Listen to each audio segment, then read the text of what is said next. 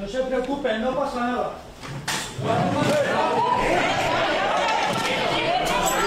Luis Rubiales, l'homme du baiser forcé visé par des œufs en pleine conférence, je vous raconte. Vous vous souvenez très probablement de cette image. Elle avait fait le tour du monde. Luis Rubiales, c'est l'ex-président de la Fédération espagnole de football. Il a été suspendu de ses fonctions par la FIFA en 2023 après avoir imposé un baiser en public à la joueuse espagnole Jenni Hermoso. Les faits se sont déroulés le 20 août 2023 à Sydney, en Australie, après la finale du mondial féminin remportée par l'Espagne 1-0 face à l'Angleterre. Quelques jours après sa suspension, Rubiales avait démissionné. Ce baiser forcé a valu à Rubiales une condamnation pour agression sexuelle ainsi qu'une amende de 10 800 €. L'ancien footballeur espagnol continue de nier les faits qui lui sont reprochés. Pas plus tard qu'il y a 2 jours, il a de nouveau affirmé que ce baiser était consenti. Je ne demanderai pas pardon à Jenni Hermoso. Je lui ai demandé son accord avant de l'embrasser et elle m'a dit ok. Mais Jenni Hermoso, elle, a toujours contesté cette version. Luis Rubiales se dit victime d'un complot de l'extrême gauche et donc il a sorti un livre intitulé Matar a Rubiales, en français Tuer Rubiales, dans lequel il dénonce, selon ses propres termes, l'assassinat public dont il aurait été victime.